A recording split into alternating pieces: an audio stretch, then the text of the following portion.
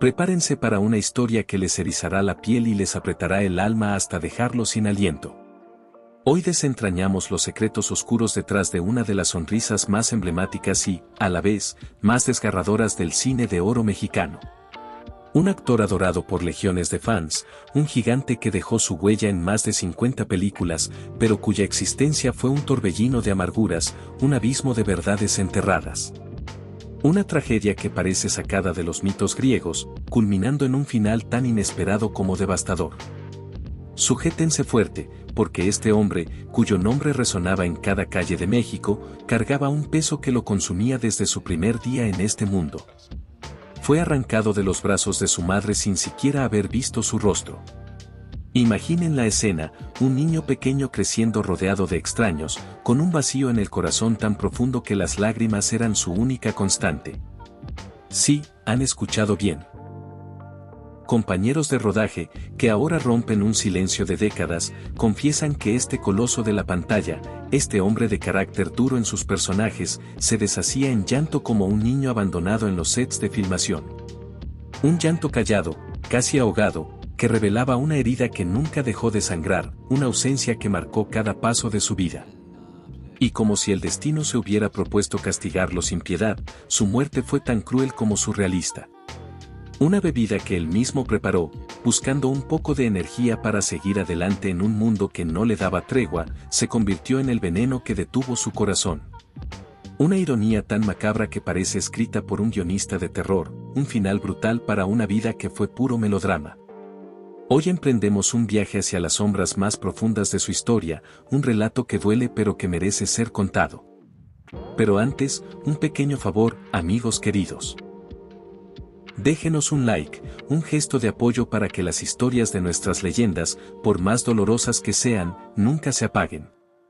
Para que el legado de este hombre, lleno de talento y sufrimiento, siga vivo en nuestros corazones. Gracias de verdad. Desde el momento en que abrió los ojos al mundo, la vida de nuestro protagonista, al que llamaremos Álvaro para resguardar su memoria mientras desvelamos su calvario, estuvo marcada por la desgracia y el engaño. Su madre, una mujer humilde conocida en los barrios bajos y en los murmullos de la alta sociedad como la Prieta, luchaba por sobrevivir como empleada doméstica en un México donde las clases sociales eran un muro infranqueable. ¿Dónde trabajaba? En la imponente mansión de los Cermeño, una familia de linaje antiguo pero con corazones fríos como el mármol de sus salones.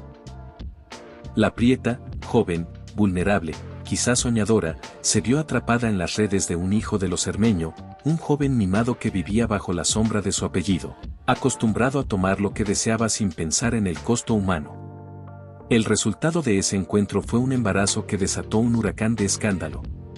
Una sirvienta esperando un hijo de un cermeño era algo inconcebible en la rígida sociedad de los años 30, un ultraje que amenazaba el prestigio de la familia. La maquinaria de la crueldad se puso en marcha con una precisión aterradora. Sin un ápice de compasión, echaron a la Prieta a la calle, dejándola sola con su hijo creciendo en el vientre, sin un centavo ni un lugar a donde ir. Pero la maldad de los Cermeño fue más allá de lo imaginable. No contentos con desterrarla, le arrancaron la esperanza con una mentira que cortaba como un cuchillo, le hicieron creer, con una frialdad que hiela la sangre, que su bebé, el futuro ídolo, había muerto al nacer. Una falsedad tan venenosa que destrozó el alma de una madre que nunca podría sanar esa herida. Álvaro creció bajo el peso de una orfandad que no era real, sin saber la verdad sobre su madre, una mujer que, según los rumores que corrían como susurros en los mercados y las cantinas, pasó años buscándolo. La Prieta preguntaba por su hijo, lloraba en las sombras, recorría calles y hospitales con la esperanza de encontrarlo, mientras los Cermeño, con su influencia y su dinero, tejían una red de silencio para asegurarse de que ese reencuentro nunca ocurriera. ¡Qué injusticia tan desgarradora, qué deshumanidad tan absoluta! Imaginen el dolor de una madre que cree a su hijo muerto, pero que en el fondo de su corazón siente que aún vive, y el de un niño que crece sin saber que alguien lo busca con desesperación. En 1940, cuando el mundo estaba sumido en los horrores de la guerra y México vivía los últimos destellos de la época de oro del cine, el hombre que Álvaro creía su padre, Francisco Cermeño, sí, el mismo apellido de los que destruyeron a su madre, decidió mudar a la familia al Estado de México. Quizás buscaba un nuevo comienzo en tierras más fértiles, o tal vez huía de los fantasmas de un pasado que lo perseguían como una maldición. Francesco, dedicado a la agricultura y la ganadería, era un hombre de campo, pero no de riquezas. A pesar del prestigio del apellido Cermeño, la familia vivía con el agua al cuello, atrapada en una lucha constante por el sustento. Esta precariedad marcó la infancia de Álvaro, una niñez donde el hambre y la incertidumbre eran compañeros habituales. En medio de esa vida dura, en un México donde las películas de Pedro Infante y María Félix llenaban los cines y la radio era el alma de la cultura popular, Álvaro encontró un refugio que le permitió soñar más allá de su realidad gris, la música. Su voz, potente, cálida, cargada de una emoción que parecía brotar de las profundidades de su alma, se convirtió en su escape, en su manera de gritarle al mundo que existía. Cantar era para él más que un pasatiempo, era una forma de exorcizar el dolor de no tener una madre, de no entender por qué el destino lo había dejado solo. A los 13 años, en 1948, con el país aún sanando las heridas de la Revolución Mexicana y buscando su identidad en un mundo cambiante, Álvaro, con el corazón lleno de anhelos y el estómago a menudo vacío, se atrevió a dar un paso que cambiaría su vida. Participó en un concurso de canto en la legendaria estación de radio X95, un templo de las ondas radiales que era el trampolín de las grandes estrellas de la época, como Jorge Negrete o Lola Beltrán. Su voz, que parecía llevar el peso de su historia, conquistó al público y a los jueces. Ganar ese concurso fue como un bálsamo para su alma herida, un momento de luz en una vida de sombras. Ese aplauso, ese primer reconocimiento, le abrió las puertas a una carrera como cantante, la promesa de un futuro donde podría dejar atrás la pobreza y el abandono. Pero el destino, como un titiritero cruel, tenía otros planes. A pesar de su talento innegable, de una voz que podía hacer vibrar el corazón de cualquiera, su vida siguió siendo un camino lleno de espinas, una cadena de obstáculos que parecían diseñados para poner a prueba su resistencia. En 1961, el cine mexicano, esa fábrica de sueños que había dado al mundo obras maestras como Los Olvidados de Luis Buñuel y María Candelaria de Emilio Fernández, llamó a su puerta. Álvaro debutó en la pantalla grande con Pacto de Sangre, una película que lo puso al lado del consagrado Jaime Fernández, un actor respetado por su intensidad y versatilidad. Para un joven que había crecido sin nada, compartir escena con una figura de tal calibre era un sueño hecho realidad. Parecía que la suerte, por fin, le estaba guiñando el ojo, que el niño herido encontraría su lugar en el mundo. Pero fue un espejismo, una ilusión que se desvaneció rápido. Su carrera no despegó como esperaba. Filmó más de 50 películas, un número que impresiona por su magnitud, pero muchas de estas cintas eran producciones de bajo presupuesto, hechas con más corazón que recursos, con guiones apresurados y sets improvisados en ranchos polvorientos o estudios destartalados. Estas películas, conocidas como cine de ficheras o de acción popular, eran devoradas por el público de los cines de barrio, pero rara vez alcanzaban el prestigio de las grandes producciones de la época de oro. Álvaro trabajaba en condiciones agotadoras, enfrentando jornadas de 18 horas bajo el sol abrasador o las luces calientes de los estudios, con salarios que apenas alcanzaban para mantener a su familia. La industria del cine mexicano, que en los 40 y 50 había sido un faro de creatividad, estaba en transición hacia un modelo más comercial, donde las películas de acción, los melodramas rancheros y las comedias ligeras dominaban el mercado. Pero esta transición también trajo precariedad para actores como Álvaro, que debían pelear por cada papel, por cada cheque. En 1980, cuando México vibraba con la llegada de la televisión a color y la música disco comenzaba a ceder paso a nuevos ritmos, Bandidos Famosos llegó como un oasis en el desierto de su carrera. Esta película, un éxito rotundo de taquilla, puso el rostro de Álvaro, marcado por el sol y las penas, en cada esquina del país. En un momento en que el cine de acción mexicano vivía un auge, con figuras como los hermanos Almada y Mario Almada llenando pantallas, Álvaro se convirtió en un nombre que el público asociaba con héroes duros pero humanos. Bandidos Famosos no solo fue un triunfo comercial, fue un recordatorio de su talento, de su capacidad para conectar con la gente común, con los que llenaban los cines de barrio buscando un escape de sus propias luchas. Por un momento, su estrella brilló con una intensidad que parecía imparable, y México entero parecía rendirse a sus pies. Pero, como siempre en su vida, la alegría fue efímera. Esta etapa de éxito estuvo empañada por escándalos, peleas a gritos con productores y actores, y contratos que lo ataban a condiciones leoninas. Las disputas por pagos atrasados o promesas incumplidas eran una constante, un recordatorio de que la fama no siempre venía acompañada de estabilidad. Álvaro, con su sensibilidad a flor de piel, con ese niño interior que nunca sanó, a menudo terminaba derrumbándose en los sets.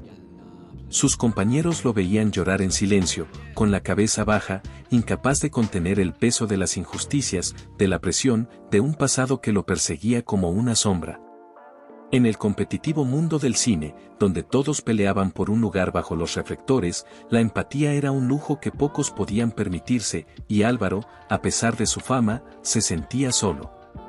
La herida más profunda, la que nunca pudo cerrar, llegó cuando descubrió la verdad sobre su madre, la Prieta. Durante años, ella lo había buscado con desesperación, preguntando por él en cada rincón, enfrentándose a puertas cerradas y amenazas. Pero los Cermeño, con su poder y su influencia, bloquearon cada intento, asegurándose de que madre e hijo nunca se encontraran. Saber que no fue abandonado por elección, sino por la crueldad de una familia que lo arrancó de su madre, fue un golpe que lo hundió en una tristeza sin fondo. Imaginen la rabia, la impotencia, el dolor de saber que alguien te buscó toda la vida y que otros, por puro egoísmo, te robaron esa oportunidad. En entrevistas rescatadas de archivos polvorientos, amigos y colegas, con la voz rota por la emoción, contaban que Álvaro era un hombre que lloraba con facilidad, un alma marcada por esa ausencia que lo definía más que cualquier papel en la pantalla. El niño que lloraba en los sets no estaba actuando, era Álvaro dejando salir un dolor que nunca pudo sanar. En las tumultuosas décadas de los 70 y 80, mientras México vivía transformaciones profundas, la urbanización acelerada, el auge de la televisión, las tensiones sociales de un país en cambio. Álvaro trabajó sin descanso, como un artesano incansable tallando su legado en una industria que no siempre lo valoraba. Películas como El Justiciero del Camino y Mi Nombre es Fuego lo consolidaron como un ícono del cine de acción popular, un género que, aunque menospreciado por la crítica de la época, era el alma de la cultura popular mexicana. Sus personajes, hombres rudos pero con un código de honor, justicieros que enfrentaban a criminales y corruptos, resonaban con el público de los cines de barrio, con los trabajadores, los campesinos, las familias que veían en Álvaro a un héroe cercano, alguien que entendía sus luchas. Estas cintas, con sus tiroteos, sus persecuciones a caballo y sus diálogos cargados de moral, llenaban las salas y desataban aplausos, convirtiendo a Álvaro en una figura querida, casi un símbolo de resistencia. Pero detrás de los aplausos, la realidad era otra. El éxito de estas películas no se traducía en estabilidad económica. Los contratos eran precarios, los pagos llegaban tarde o nunca, y la industria exigía más y más de un hombre que ya estaba al límite. Su carrera fue una montaña rusa, momentos de gloria en los que el público lo aclamaba, seguidos de caídas al vacío donde debía pelear por un papel, por un cheque que le permitiera alimentar a su familia. En 1987, Álvaro enfrentaba una carga de trabajo que habría doblegado a cualquiera. Filmaba 4 películas a la vez, entre ellas Casa sin Piedad y Visa para la Muerte, títulos que, en retrospectiva, parecen proféticos. Esta hazaña, que requería una resistencia física y mental titánica, era un reflejo de su necesidad desesperada de mantenerse a flote. Según quienes lo conocieron, Álvaro trabajaba en múltiples proyectos porque no tenía otra opción, necesitaba el dinero para sostener a su numerosa familia, para escapar del fantasma de la pobreza que lo había perseguido desde la infancia. Pero el ritmo era inhumano, y su cuerpo comenzaba a dar señales de agotamiento. Para resistir, Álvaro recurrió a un método que, sin saberlo, sellaría su destino: bebidas energéticas caseras, mezclas que él mismo preparaba con hierbas y remedios naturales. creía, en su inocencia o desesperación, que estas pócimas le darían la fuerza necesaria para soportar las jornadas interminables. Pero estas bebidas eran una bomba de tiempo. Contenían ingredientes como ginseng, conocido por aumentar la resistencia pero peligroso en exceso, guaraná, un estimulante potente, té verde, con efectos energizantes, regaliz, que puede causar hipertensión, y valeriana, que, aunque calmante, interactúa mal con otros estimulantes. Sin supervisión médica, esta mezcla se convirtió en un veneno lento para su corazón, elevando su presión arterial y poniendo una carga insostenible en su sistema cardiovascular. Mientras rodaba sus películas, Álvaro comenzó a sentir los primeros avisos. Palpitaciones que le robaban el aliento, fatiga que no se iba con el descanso, mareos, sudores fríos. Eran señales claras de que su cuerpo estaba al límite, pero él, atrapado en una espiral de trabajo y responsabilidad, las ignoraba. No podía permitirse parar, su familia dependía de él, y la industria no perdonaba a los que se rendían. Cualquier médico le habría ordenado reposo absoluto y la suspensión de esas bebidas, pero Álvaro, convencido de que eran su salvación, siguió consumiéndolas, jugando a la ruleta rusa con su salud. El 10 de diciembre de 1987, tras una jornada agotadora de filmación, llegó a su casa en la Ciudad de México. Estaba más cansado que nunca, con un peso en el cuerpo que parecía arrastrarlo al suelo. Se acostó temprano, buscando en el sueño un alivio que ya no encontraría. A la mañana siguiente, el mundo despertó con una noticia que parecía imposible. Álvaro, el ídolo, el luchador, el hombre que lloraba en silencio, fue encontrado sin vida en su cama. A los 52 años, en la plenitud de su carrera pero atormentado por ella, un infarto fulminante acabó con su vida.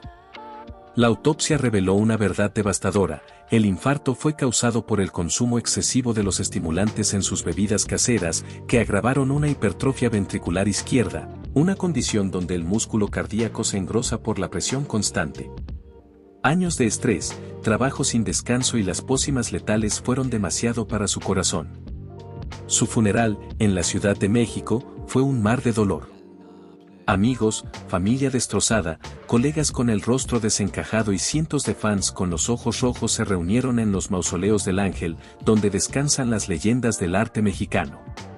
Sus compañeros hablaron de su talento inmenso, de su pasión por actuar, pero también de su obsesión por trabajar, incluso a costa de su vida. Dejó 7 hijos, 14 nietos y un legado de más de 50 películas. Pero nunca supo la verdad completa sobre su madre, la Prieta. Su historia, llena de dolor y talento, es un grito que merece ser escuchado. Denle like, suscríbanse y mantengamos su memoria viva.